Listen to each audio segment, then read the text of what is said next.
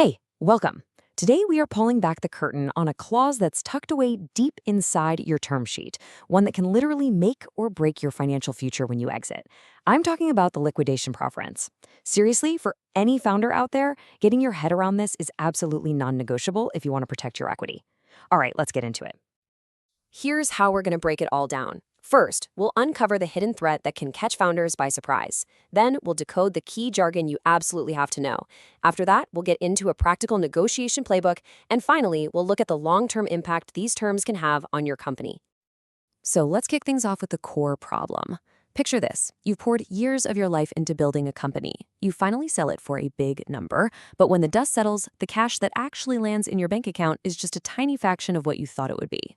So, why does that happen? This is such a painful truth for so many founders.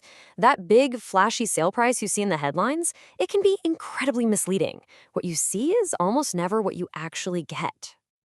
It's the multi-million-dollar question, isn't it? I mean, if that money isn't going to you and your team, where on earth is it going? Well, the answer is buried in the payout order, and that's all dictated by your term sheet. And here it is, the culprit, the liquidation preference. In the simplest terms, think of it as downside protection for your investors. It's a right written into the contract that makes sure they get paid first in a sale. The bottom line is this. Before any founder or employee with common stock sees a single penny, your investors get their initial investment back, and sometimes a whole lot more. The best way to think about this is like a waterfall. Imagine that pool of water at the very top. That's the total cash from the sale. Now, the very first bucket that gets filled from that pool goes to the investors. That's step 2, their preference payout. It's only after that investor bucket is completely full that any money left over can spill over into the final bucket for you and the rest of the team. In a smaller exit, that first bucket might just soak up all the water, leaving nothing left at all. And look, don't make the mistake of thinking this is some kind of rare, obscure term. According to HSBC Innovation Banking's 2024 analysis, a whopping 83% of term sheets back in 2023 included preference shares. So yeah, this is standard stuff, which is exactly why you have to master it.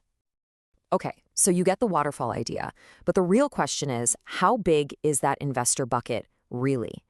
Well, the devil's in the details, as they say. Understanding exactly how that bucket gets filled is where the real power is, and it all comes down to decoding just a few key terms. There are 4 critical pieces to this puzzle you need to master.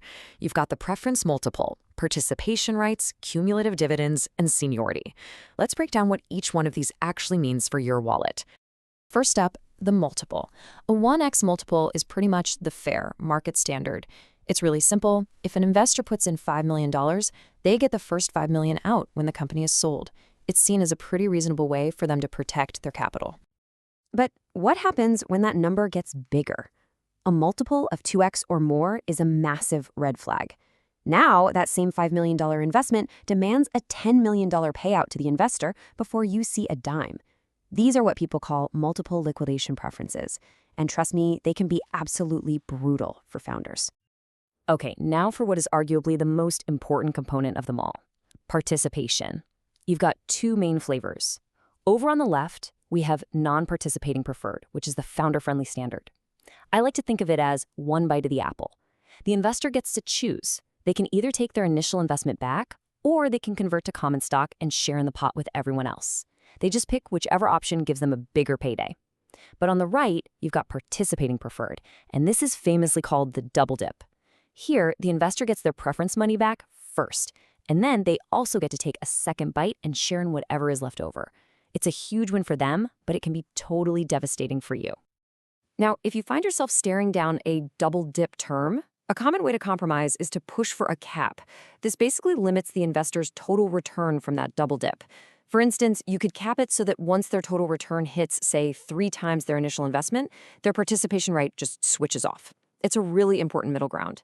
And real quick, the other 2 terms to watch out for are cumulative dividends, which are kind of like interest that adds to the payout, and seniority, which is all about the pecking order of who gets paid first among investors. You want to aim for pari passu, which means all investors are treated equally. Okay, so now you know the terms, but how do you actually fight for better ones?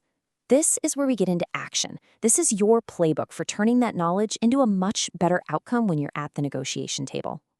Your power in any negotiation really comes from one thing: leverage. And where does that come from?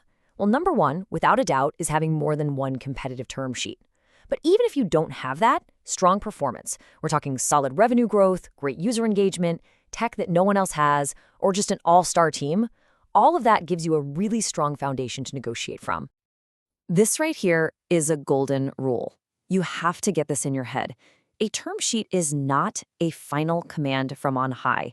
It's an opening bid. It's a conversation starter. You are expected to read it, to understand it, and to negotiate it. Just accepting that first offer is one of the biggest mistakes a founder can make. So what's a smart way to push back?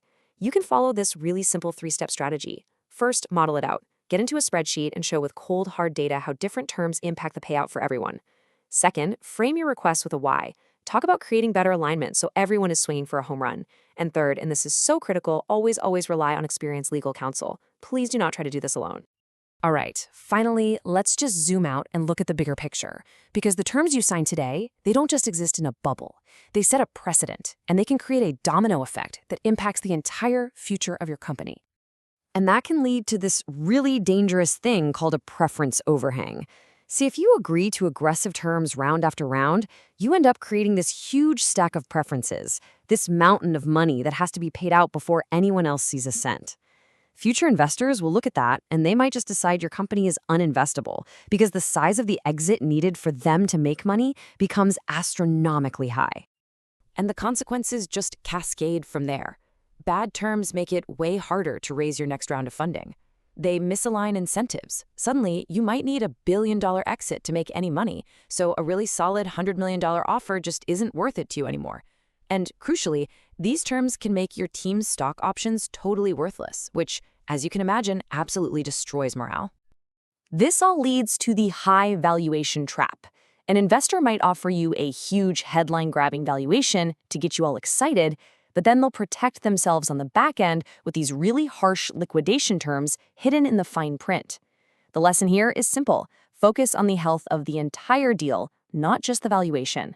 A clean, fair deal is worth so much more in the long run. So, to wrap this all up, here are your key takeaways. Number 1, strive for 1x non-participating. That's your gold standard. Number 2, model everything. Get in a spreadsheet and understand the real dollar impact of every term. 3, build leverage through competition and solid performance. And 4, never, ever negotiate without a great startup lawyer in your corner. And I'll leave you with this final thought. As you're looking at the terms on the table, ask yourself this one question. Are these terms actually designed to build a true aligned partnership for the long haul? Or are they just structured to guarantee an investor's payout no matter what it costs you and your team? The answer to that question is going to tell you everything you need to know about the deal you're about to sign.